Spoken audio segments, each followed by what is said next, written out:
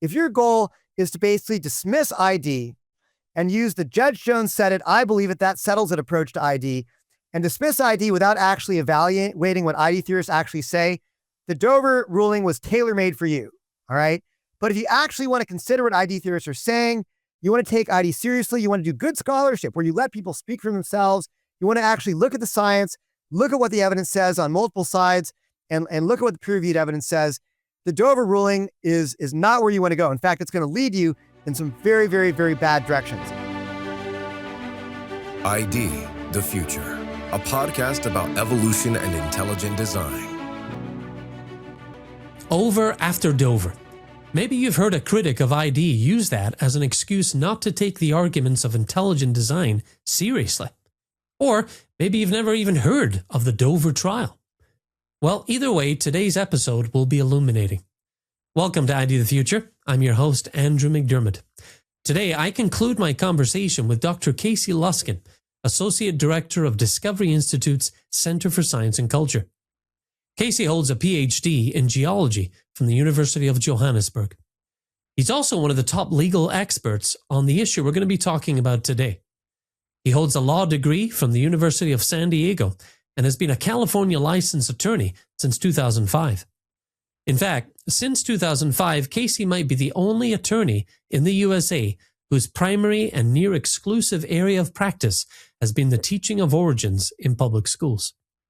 He has traveled all around the USA, advising teachers, school board members, legislators on how to teach evolution and intelligent design. He has also worked on many cases defending academic freedom for scientists and scholars who face persecution due to their dissent from the evolutionary consensus. He has commented on the teaching of evolution in public schools in numerous major media outlets, including CNN, the New York Times, LA Times, Science, Nature, and many others. And on top of that experience, he's a legal scholar on this topic as well, authoring or co-authoring 7 articles in technical legal journals. And finally, he's an expert on this particular trial that we're going to discuss, the Kitzmiller versus Dover trial. Casey attended part of the trial itself, and he co-authored the definitive response to the Dover ruling, a book called Traipsing into Evolution, Intelligent Design and the Kitzmiller versus Dover Decision. Now, in part 1 of this interview, Casey sets the stage for us by sharing some of his personal experiences of the trial and the backstory you may never have heard. Today, he'll add to that by explaining what the ruling got wrong and why, the shorter and longer term impact of the trial, and why the trial did nothing to slow down the progress of intelligent design over the last 2 decades. Now, without further ado, let's jump back into our conversation with Casey now. Now, we're going to switch gears a little bit, and we're going to now talk about the outcome of the Dover trial, and we'll also, discuss Judge Jones and some of the decision-making that he made during this trial and how that affects things. So, Casey, what was the outcome of the Dover trial? For those who have not followed it and aren't familiar with it, can you review that? Yeah, so the outcome, Andrew, was the judge did rule that intelligent design is a religious viewpoint. Basically, he claimed that it's a form of creationism, and it is therefore unconstitutional to teach in public schools. And he also found that it was not science. He kind of did this lengthy, famous section in his ruling where he defined science and claimed that intelligent design does not fit with his definition of science, and therefore it's unconstitutional to teach in public schools. That's sort of the short version of what he ruled. All right. Well, what kinds of things did the judge get wrong? And specifically, how did the judge define science? Because you would think that's really important when you're trying to rule something out of that definition. Well, talking about what Judge Jones got wrong literally requires a book-length treatment. And even then, that might be long enough, okay? I have a 2.5-hour lecture called ID Wasn't Over at Dover. I'm sure we'll link to it from the podcast description. I gave that YouTube lecture back in like 2015. In fact, I just had knee surgery, and this was the longest that I'd stood for a few weeks when I gave that lecture. So you can see me kind of hopping around, shifting weight from one leg to the next when I gave that presentation. So that's also a very exhaustive treatment. We don't have time to give an exhaustive discussion of everything the judge gets wrong in the Dover case. But let me just first say this, okay? A lot of folks sort of who aren't familiar with the legal world they assume that judges are inerrant. And if a judge said something, that therefore it must be true or well-backed, okay? But if you spend literally a day in law school, you find out that judges make mistakes all the time. In fact, law professors literally make a living telling their students what judges got wrong, okay? So anybody who's gone to law school or studied this issue formally knows that judges do get things wrong. In fact, that's why courts frequently get overruled. They make mistakes. They do things wrong. Happens all the time.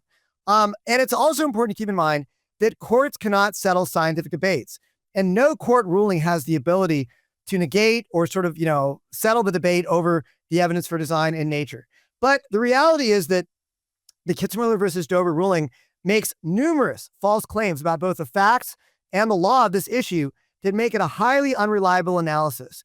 And so let me just go through a few of the big ones. When the judge adopted his definition of science and claimed that basically ID failed his test of what is science or what is not science, it was a 6-part test. And it turns out that every one of those 6 parts of the test, the judge either got the analysis wrong or that part of the test is irrelevant to deciding whether or not ID is science. So the first part is he claimed that ID, quote unquote, requires supernatural creation. But that position was directly and precisely refuted and denied by ID proponents who testified during the trial, who said that, yeah, it is possible that the designer is a supernatural being, but ID doesn't try to address that question of whether the designer is natural or supernatural, especially in biology, which is what was at stake at the heart of this case. That textbook of Pandas and People is all about ID and biology. You want to talk biological design? I think and even the textbook said this, that you can't use the evidence from biology, from DNA itself is not telling you whether the designer is a natural or supernatural being. You can see that there's evidence for an intelligence being involved in, designing these molecular machines and generating all this complex information that's in cells. I mean, that certainly is screaming out for an intelligent cause. But that information in the DNA itself does not say made by Yahweh or made by Allah or made by Buddha or made by whoever you think the designer is, okay? It's not telling you who the designer is. It's just pointing to an intelligent cause. So for that reason, ID theorists have been very principled and consistent in saying that, at least in biology, ID does not address the question of whether the designer is supernatural or natural. The ID theorists who testified at the trial were very clear on this point. So was the textbook at stake in the case. And the judge basically just ignored and sort of just denied their testimony. And he claimed that ID, quote unquote, requires supernatural creation. So in my training, in school, I was always taught that you need to let somebody define a position for themselves. Okay. If you can disagree with them, you can critique them, but you first need to let them stake out their own position and define what their view, their model, their position actually is. Judge Jones did the opposite of that. He did not let the ID theorists, the ID proponents at the trial define their own position. He came in and said, no, we're going to ignore how you actually define ID. And I'm going to tell you what, I'm going to redefine ID for you and then basically knock down a straw man version of intelligent design. So that's, when people say, oh, ID was struck down at Dover, my response is, well, actually, that was not the real theory of intelligent design. That was the critics' version of intelligent design. If you look at what we are actually saying, it's very different from the way Judge Jones described it during the Dover ruling. So, the Dover ruling, I guess it would bother me if it was actually talking about what we actually say. But instead, they had to distort and twist what we're saying, which makes you wonder, why did they have to do that in order to have ID struck down? Why did they have to basically misrepresent what ID is in order to have it declared unconstitutional? If ID was so bad, was so bad on its face, they wouldn't have had to do that. Okay, so anyway, that's number one. The second part of his test of whether ID is science is he said that ID employs something that's called this flawed and illogical contrived dualism that he says doomed creation science in the 1980s. What did he mean by that? Well, the way it was put to the court is that creationists back in the 1980s would say, if evolution is wrong, then creationism is right. Okay. So it becomes a totally negative argument against evolution with no positive content for intelligent design. And he, for whatever reason, I don't know why that bears on whether ID is religion, but he claimed it did. Okay. Or whether ID is science or religion, but he claimed that it did. So the judge claimed that ID argues in the same way, that ID is strictly a negative argument against evolution that says evolution is wrong, therefore ID is right. Again, this directly contradicts the way that the pro-ID expert witnesses defined intelligent design during the trial. Scott Minnick directly testified about the positive argument for design based upon finding information or molecular machines in biology. Michael Behe testified about the positive argument for design. So the judge, again, here is basically just ignoring what ID theorists actually said in his courtroom and twisting it so he can make ID look more like this position that he claims creationists had in the 1980s, okay? So the third part of the test is he said that ID's negative attacks on evolution have been refuted by the scientific community. So this is really interesting because the judge is claiming that this means that ID fails to be science. Why does it fail to be science? Because, quote, ID's negative attacks on evolution have been refuted by the scientific community. In other words, ID's science is wrong. Now, anybody who studies philosophy of science or history of science for like a day, you know that like the history of science is littered with scientific ideas that have been proven wrong, okay? So I don't think ID was proven wrong in the court case, but let's just say it had been. Being wrong does not make you therefore unscientific. In fact, every scientific theory that is actually scientific has to be, according to many folks, has to be falsifiable, has to have the ability to be falsified. So the history of science is littered with ideas that are scientific. They are science. They're just, bad science. They're incorrect science. But that doesn't mean that they're not science and therefore religion. They're just false science, okay? In fact, even philosopher of science Philip Kitcher, who I took a class from when I was an undergraduate at UC San Diego, he says that ID is science, but it's dead science. Now, he claims it's dead science because it's refuted by junk DNA. We all know that's not a very good way to refute ID, but it's very interesting. He says that ID is science. It's just bad science, like many other scientific theories that have been refuted throughout the history of science. So Judge Jones there was using very dubious philosophy of science to say that if ID has been refuted, therefore it can't be science. Every philosopher of science knows that you can have something refuted and it can still be science. Now, that being said, we can talk about whether ID actually was refuted during the Dover trial. And I would argue certainly it was not. Let's talk about the bacterial flagellum. During the Dover case, Ken Miller claimed that because a few parts of the flagellum can perform another function in the cell, forming part of the type 3 secretory system, that refutes irreducible complexity. That's not true at all. The fact that it can be used, that a few parts of the flagellum can be used in the type 3 secretory system is not a test that actually refutes irreducible complexity. The test is whether or not you can do genetic knockout experiments on the flagellum and find that you can basically reduce the parts in a stepwise manner and find that it still works. And Scott Minnick actually testified during the Dover case about his own genetic knockout experiments on the flagellum, where he found that if you knock numerous genes out, any one of these many genes in the flagellum, not any one of them, but a large number of them, you get a flagellum that actually you don't get a flagellum. It doesn't work. So Scott Minnick testified about the proper way to test irreducible complexity by doing genetic knockout experiments. And he actually testified about this experimentation that he did in his own lab at the University of Idaho during the Dover case. We'll come back to that in just a few minutes. The point, though, is that the proper way to test irreducible complexity is to ask if there is a way to reduce the complexity and have it still work, not to see if a couple parts can go do something else. Let me give you an example. My laptop, okay? Arguably, my laptop is irreducibly complex. There's multiple components you have to have. The motherboard, the RAM, the CPU, a battery, et cetera, et cetera. If you don't have all those parts, the laptop is not going to work. Now, I could take my power cord for my laptop and maybe go, tool around with it a little bit and get my laptop's power cord to power my toaster. Now, does that mean that therefore my laptop is not irreducibly complex and you can have sort of a stepwise, very, very gradual all the way to evolve a laptop? No, I don't think it does. That's a straw man way of testing for irreducible complexity.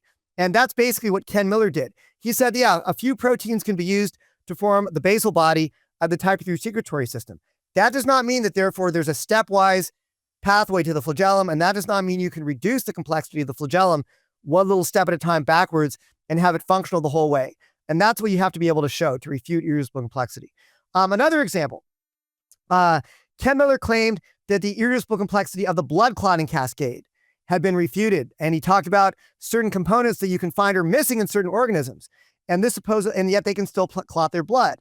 And it turns out that those components that Ken Miller testified during the Dover trial that he said can be missing and blood clotting can still take place, this could have been actually a better way to test irreducible complexity, But it turns out that none of those components were the components that Michael Behe actually claims are part of the irreducible complex core of the blood clotting cascade. So again, he did not actually test Behe's arguments during the Dover trial. Ken Miller looked at some other components that Behe never claimed were part of the irreducibly complex cascade of the blood clotting system.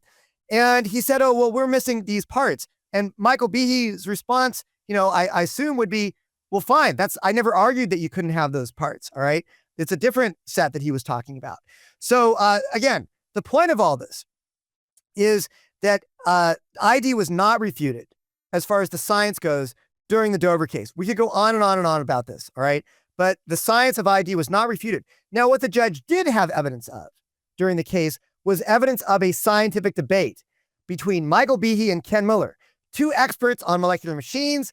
Michael Behe coming from a pro-ID perspective, Ken Miller being very much a critic of ID, both very well-credentialed biologists, both very good experts in their own right. What the judge, if my opinion is that what the judge should have done is he should have said, look, we have experts on both sides of this issue, but it's not my role as a judge who's not an expert to settle these scientific debates. So I'm going to just set this aside and let science decide this. And I think that actually it's not even relevant to whether ID is, showing that ID is religion. I don't see how it would. So that's the way I would have approached it. And that's what we heard the judge did. But instead, he decided to rule on, just about everything he could think of, from, whether the type 3 secretory system could be a precursor to the flagellum, to even whether or not evolution conflicts with religion. We can get into that. Okay.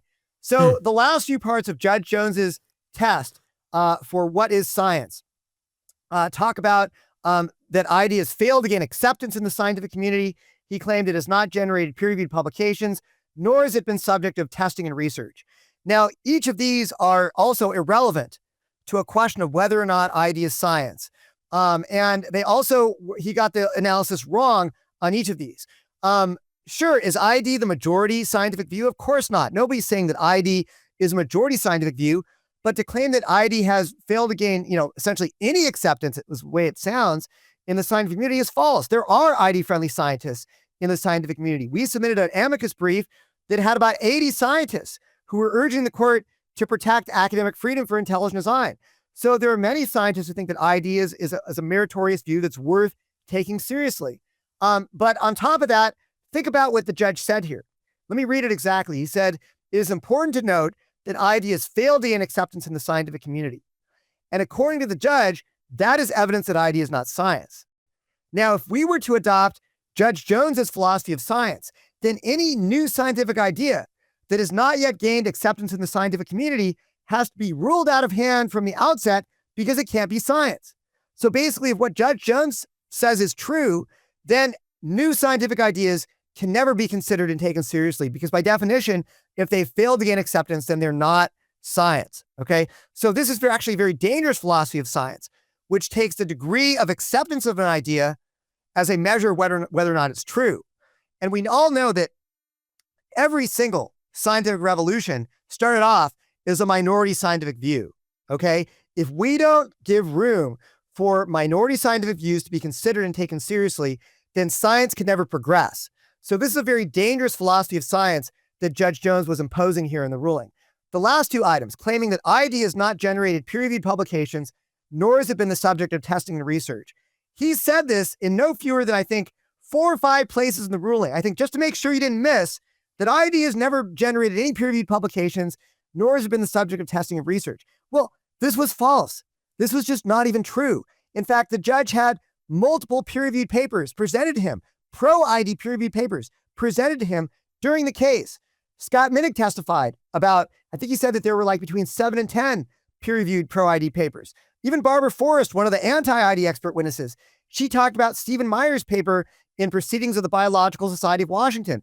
That paper had come out the previous year in 2004, and it explicitly mentions and supports intelligent design, explicitly. And yet the judge says it is, quote, not generated peer-reviewed publications. That paper was cited before the court. Our amicus brief had an appendix, which I helped to draft, okay? And I felt really lame. I left one of my track changes. I forgot to hit accept on that appendix. But that appendix actually listed a number of peer-reviewed pro-ID publications. So this claim that Judge Jones made, it just wasn't even true. But here's what I find interesting about this, all right? I mean, we could debate, does ID use the supernatural? Does ID, does it use this contrived dualism? I think the judge just completely misrepresented what the ID theorists testified, but maybe we could debate that. The question of whether ID has published peer-reviewed publications, that's a black and white question, Andrew. The question is either yes or no, and the answer to that question is yes, because the judge had direct evidence of this presented him in the courtroom, and yet the judge got it wrong, all right? So like, what's going on here?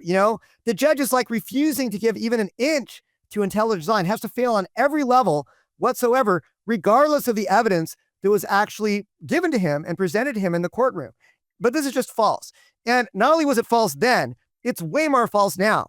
I just did an updated count of ID's peer-reviewed publications. We're now up to about 329. Okay, Andrew? So, I mean, if it was false in 2005, it's way more false now in 2025. And so his claim that ID hadn't been the subject of testing and research, that was also false. Remember I mentioned that Scott Minnick, he testified to the court that he himself had done genetic knockout experiments, which showed that the bacterial flagellum is irreducibly complex with respect to its approximately 35 genes. That was presented and testified to the court. And yet the judge said that ID has had no testing or research. Other tests have been presented to the court. Even at that time, Andrew, Doug Axe had already published his 2 papers in the Journal of Molecular Biology, research, by the way, which was funded by Discovery Institute, showing that functional protein sequences for a typical enzyme are very, very rare. And this is a direct measure of finding specified complexity in proteins, which is a direct test for intelligent design. So ID absolutely had been tested and had done research at this time in 2005. And again, if that was true then, it's far less true now. But the reality is, this was presented to the judge. These are black and white questions, and he just got them wrong. Okay. So we can go on and on and on and on and on about this, Andrew, about what the judge got wrong. I do want to say one last thing. Okay. The judge also adopted a very dangerous double standard of legal analysis, where the religious implications and beliefs and motives and affiliations always counted against ID, but never against Darwinism. Okay. So he actually cited the fact that Michael Behe believes in God. I mean, that's crazy. He cited that fact as evidence that ID is somehow religion. The fact that Michael Behe believes in God. Now, Behe made it very clear during the trial that he does believe in God. He's not trying to hide anything. Nobody's trying to hide their personal religious beliefs, but he also said, and we quoted some of Behe's writings to Judge Jones to this effect, that, his personal belief in God doesn't mean that that's the conclusion of ID. ID, he said, basically says hypothesis non fingo about the identity of the designer. That's a phrase that Newton used that basically means I don't try to make a hypothesis about who the designer is. So ID sort of remains agnostic about who the designer is. And this is not some legal strategy. This is ID trying to limit its claims to what we can learn from a scientific investigation. And if the data, if the evidence in DNA can't identify who the designer is, then ID is not going to go further beyond what the data can tell you and try to speculate about those questions. ID tries to take a scientific approach and not get into larger religious questions that go beyond what the data itself can tell us. So Behe said all this effectively to the judge, and yet somehow said that the fact that Behe believed in God counted against ID being a science and showed that it is religion. I mean, from my view, this is really unconscionable. That you would take the private religious views of a citizen and say that therefore their scientific views cannot be taught in a public school because of the private religious views of a scientist. That is not how America is supposed to work. But this is not the only example. Basically, the judge, whenever the religious implications, beliefs, motives, or affiliations of ID came up, they always counted against ID, but never against Darwinism. But if we were to actually try to do that analysis, you would find all kinds of evolution scientists, evolution proponents who have said, evolution refutes belief in God. Evolution supports atheism. Eugenie Scott, who was sitting there at the trial with the plaintiffs, she's a signer of the Third Humanist Manifesto, which says, trying to create this aggressive statement to create a world without supernaturalism. Okay. So, and of course, she has every right to have those views. I'm not contesting any of that. I'm fine with her having that view.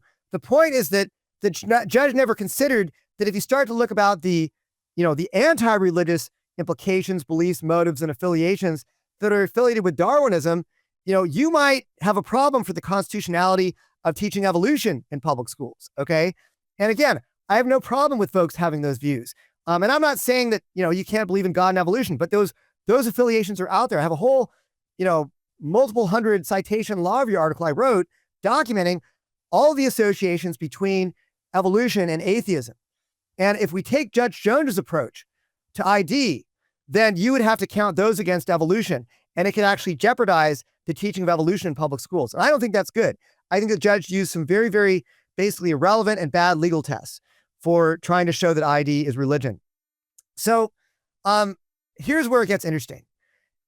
After the Dover ruling, there was a leading anti-ID legal scholar who said that the section of the Dover case, which found that ID is not science, was, quote, unnecessary, unconvincing, not particularly suited to the judicial role, and even perhaps dangerous to both science and freedom of religion. This is coming from Jay Wexler, who at that time was a law professor at Boston University and a leading anti-ID legal scholar. I mean, he'd published articles in Stanford Law Review against the teaching of ID, okay? So we have leading anti-ID legal scholars saying that the Dover rulings section, which found that ID is not science, is unnecessary, unconvincing, not particularly suited to the judicial role, and perhaps even dangerous to science and freedom of religion. Wow. And I would agree with every word he said there. He hit every nail that needed to be hit in that statement. He's exactly right. So the Dover ruling is not a reliable guide to the issue. Okay. It misrepresents ID. Over time, we've discovered that it has basically just fake quotes from ID theorists that don't even exist in it. I mean, it's just a completely poor piece of scholarship. It does not let ID proponents speak for themselves. It misrepresents what they're saying. It gets the facts wrong. And sometimes it even attributes things to ID proponents that they didn't even say, or actually said the opposite of in the courtroom. So it is not it's a great tool. If your goal is to basically dismiss ID and use the Judge Jones said it, I believe it, that settles it approach to ID, and dismiss ID without actually evaluating what ID theorists actually say, the Dover ruling was tailor-made for you, all right? But if you actually want to consider what ID theorists are saying, you want to take ID seriously, you want to do good scholarship where you let people speak for themselves, you want to actually look at the science, look at what the evidence says on multiple sides, and look at what the peer-reviewed evidence says, the Dover ruling is not where you want to go. In fact, it's going to lead you in some very, very, very bad directions. And that's all about I have to say about that. Yeah, great summation, Casey, especially what you said at the end there. Tailor-made for those who wish to dismiss it out of hand without really facing up to it. But just as you were describing all that, I'm just thinking, gosh, so many wrong turns taken, so many fallacies that were on display here, including, building up this straw man and then watching it burn to the ground. Now, this, we should point out, didn't all just come from Judge Jones's brain, right? And his mind. There were things that were informing him of these points. Can you speak to that for a moment? Why did the ruling get so many things wrong? Yeah. And by the way, I mean, most of what I'm saying here, Andrew, I'm just going off memory. I mean, I've talked about this a lot of years, but there's so much more we could say about what the Dover ruling got wrong. But there's a reason why it got so much wrong. And that is because that celebrated section on whether ID is science, we did a study after a few months after the Dover ruling was issued. And we found that over 90% of that section was copied either verbatim or nearly verbatim from an ACLU brief that was submitted to the court just a few months before the ruling. In fact, many of these really erroneous claims about ID having no peer-reviewed publications or no research, or ID using supernatural creation, et cetera, those were all direct copies from this ACLU brief. And the judge basically copied that inaccurate, false information from the ACLU brief, either verbatim or nearly verbatim, into his ruling. Now, some folks are thinking right now, well, does this mean the judge plagiarized or did something unethical? No, we're not accusing Judge Jones of plagiarism. Courts are allowed to basically incorporate briefs from parties, sections of briefs into rulings when they think they're persuasive. So we're not calling Judge, a plagiarist or saying he did anything unethical. However, you can find very good precedent from higher courts that have severely frowned on the practice of judges basically taking, briefs that have been handed to them from one or the other party during a court trial, and then essentially just incorporating them without much critical change into their rulings. And that's exactly what the court did. This is why they don't like that. It's because courts have recognized that attorneys, their job is to do zealous advocacy for their parties, right? And so as a result, we all know that attorneys sometimes push the envelope with their arguments. The judge's role is supposed to be like Solomon, Yeah, you have to issue a ruling, but kind of split the baby at least a little bit and find, where did the parties maybe argue a little bit too strongly and pare down to get to that objective ruling somewhere more in the middle. Okay, of course, you're going to side with one party or the other, but the judge is supposed to give that objective analysis rather than just signing off on, large swaths of what one party said.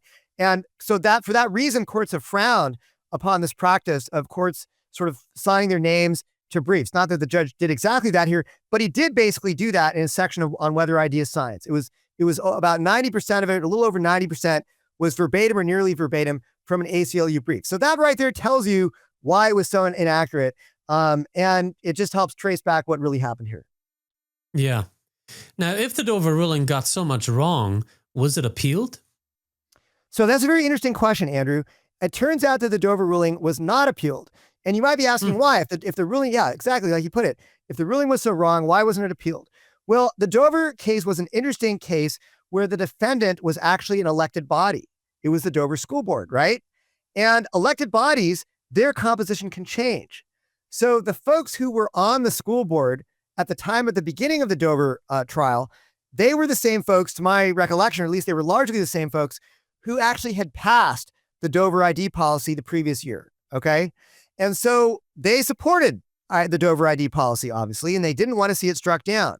However, it was an interesting quirk of history that right in the middle of the Dover trial in November of 2005, there was an election. And as I recall, the vast majority of the pro-ID Dover school board members got voted out of the school board. And then the Dover ruling comes down in December of 2020. And by the time the ruling came down, or very, very soon thereafter, there was entirely new composition of the Dover school board that was largely anti-ID. In fact, a lot of these candidates, they ran on like an anti-ID campaign slate, all right? And so they actually ran promising to get rid of ID out of Dover's school board and school district, and they won, okay? So by the time the ruling came out, or at least very, very soon after the ruling came out, within like a couple weeks, you were in a very weird and unusual position where you actually had a defendant, an elected body who was the defendant, that actually agreed with the ruling that had just been issued against them. So very strange, but that's what happened. So as a result, these folks obviously were not going to appeal a ruling that they both agreed with and actually had campaigned, hoping that Dover would get ID out of its curriculum, okay? Now, this does raise an interesting, potentially troubling question. And I'm not saying I know that there was some vast conspiracy here. I'm really don't like conspiracy theories at all, but it is kind of interesting. At the very least, there was kind of a conflict of interest here, okay? Because the judge assessed a $1 million attorney's fees judgment against the Dover School Board. That was the plaintiff's attorneys being really nice, saying, oh, we're going to slash our fees to just $1 million, all right? Well, that's a quarter, at that time at least, that was about a quarter of the annual Dover School District budget, okay? And they didn't even push back on that at all, as far as I'm aware. They were just like, okay, this is fine. We'll pay this $1 million, quarter of our budget, to the ACLU attorneys and other attorneys working with the plaintiffs. We'll pay that. And they did. Isn't that interesting? I don't know if there was anything going on there. Maybe not. Maybe they had no option. Maybe they were advised by their legal advisors, you have to pay this. There's no getting out of it. Don't even try to push back. Just put it behind you. I really don't know. Yeah. But I do know there was a bit of a conflict of interest there because they basically paid $1 million to attorneys in a judgment against them, attorneys who they actually were rooting for. Yeah. A strange twist there. Now, where does this leave the current state of the legal status of teaching ID in public schools? Yeah, so as I said earlier, it leaves as an unsettled legal question. The Dover ruling was never appealed, and there have been no other lawsuits since Dover that have brought ID into the public school curriculum, and therefore there have been no more lawsuits over this question. So at a national level, this is an unsettled legal question. In fact, the only part of the U.S. right now that officially has a ruling on the books where ID is unconstitutional is the Middle District of Pennsylvania. And that's where the Dover ruling happened in that part of the federal district court's jurisdiction there. So it's an unsettled legal question. Here we are 20 years later. Okay. Now, as we wrap up our discussion, what do you think was the short-term legacy in the years immediately following Dover, and then the long-term impact of Dover? Where is ID today? Can you speak to those things? Yeah, so I mentioned this earlier. The short-term impact of the Dover ruling was what I call the post-Dover purge, okay? And you guys see the movie The Purge? I actually have not watched them because I just really don't like horror movies. But I certainly know the plot, and I have a good friend, I won't say who, they work at Discovery Institute. They love the Purge movies. They've seen them all. So this person knows who they are as they watch this. So we saw a purge, an attempted purge to get ID proponents out of academia in the years following the Dover case. And that is why we had the Expel movie that came out in 2008, about 3 or so years after the Dover ruling, that basically told the story of many of these scientists. And what was interesting is that in not just a couple of these persecution cases, we actually saw the folks who were pushing to get the ID people ousted from academia. They would cite the Dover case as justification for what they were doing, you know? So like literally, you know, using the Dover ruling to light the fire as they burned the person at the stake, metaphorically speaking, okay? But that's what was going on here. And this is exactly what we warned Judge Jones. We said, look, if you do a broad ruling about ID, we know what's going to happen. We've already seen enough academic freedom cases before the Dover case to know that if there was this ruling, it would severely hinder academic freedom for intelligent design in the academy. And again, as I said earlier, you wish sometimes that your predictions weren't right, because it was very hard to watch. We saw some very good people losing their jobs. We had to counsel other people to go deep undercover and to basically keep their heads down. And we still counsel people that for the most part. And the Dover legacy is still here with us to some extent, you know, 20 years later. There's still a lot of intolerance out there. Things are a little bit better today, but it's still an issue. So yeah, I mean, in fact, I won't even say the example right now. I'm just going to say that we counsel people to keep their heads down. Sometimes even the research that we are funding in our research program, we can't talk about it because we don't want to jeopardize the careers of wonderful up and coming scientists in our research community. And this happens more frequently than we all would like. It's very, very difficult.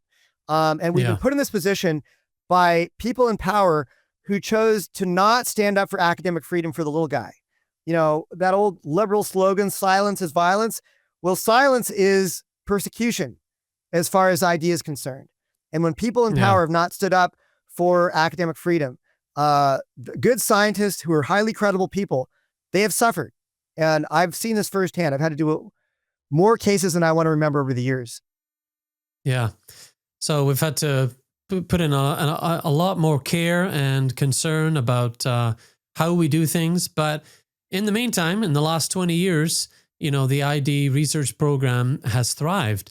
And you and I are actually going to do a separate discussion where we'll talk about examples of ID thriving. So, you know, this really ends up being a speed bump, so to speak, the Dover trial, because ID is booming, you know, in lots of ways. And we're going to unpack that in a little bit. Long-term impact of Dover, you said it perfectly. Dover was a speed bump, okay? The ID research program, I mean, I may have just sort of been on a downer note just now, but overall, as we'll talk about in the next podcast, I am extremely excited, optimistic, and really just, you know, gratified to see how well ID has done in the post-Dover years. A lot of folks have been doing great research. We published hundreds of peer-reviewed scientific papers, and the ID research program is thriving here in 2025, 20 years after the Dover trial. So I think in the long term, Dover's going to be a footnote. It's going to be cited an example of how to not approach the topic of origins when you're a court. And it's going to be used as an example of how to not understand intelligent design in the long term. But of course, you know, in the long term, we're all dead. So I don't know how long this all takes. But certainly I think that even for right now, we are so encouraged about how great the ID research program is going that we don't feel like, you know, Dover had the devastating effects of killing ID like many of our critics' friends hoped and claimed that it would have. ID is doing quite well, and it's here to stay, and it's not going away anytime soon. That's for sure. And, you know, I'm glad we're having this discussion because this is not ancient history. I mean, this was only 20 years ago that this challenge happened in the court. And But I really appreciate you putting the proper historical context in place for us. And, it's still likely today that you, me, somebody listening or watching are going to get thrown the Dover card, so to speak. Just, hey, isn't ID just something that was killed off back in 2005? And so it's good to have this background that you've given us and just the layout of everything that the trial got wrong and the ruling got wrong, so that we can take those points and adequately respond to those who are still hoping that somehow ID is over after Dover. So, yeah, I mean, we put out a lot of resources over the years responding to the Dover ruling. We had the book Traipsing in Evolution, which you mentioned earlier, a law review article in Montana University Law Review, which David Wolf, John West, and I published in 2007. We have that. ID wasn't over at Dover lecture that I gave. It's on our YouTube channel. Hopefully this podcast will help. Another great resource, by the way, is in 2015, around the 10-year anniversary of the Dover trial. Former Discovery staff member Sarah Chaffee and I, we wrote a series of 10 articles called The Top 10 Myths About Dover. And I think that those are still very accurate, commentaries on this issue. So we've got a lot of resources for folks. If somebody comes at you with the Judge Jones said it, I believe it, that settles it approach to intelligent design, which we've seen, more times than I can count over the years, send them to these resources and they'll see that the reality is a little bit more complicated than maybe they thought it was. Yeah. And we'll definitely link to all those resources you mentioned in the show notes for this discussion. Well, Casey, thanks again for your time today. Thank you, Andrew. Well, listener, viewer, don't forget to subscribe to our new ID the Future YouTube channel, where you can watch and share full video interviews, as well as our original commentaries and readings on the show. And we've also got clips that we share on YouTube. So those are great for sharing with friends and associates. So go ahead and subscribe to our channel today at youtube.com/@IDTheFuture. And you'll be the first to know when we're publishing these things. Thanks for your support. Well, for ID the Future, I'm Andrew McDermott. Thanks for joining us.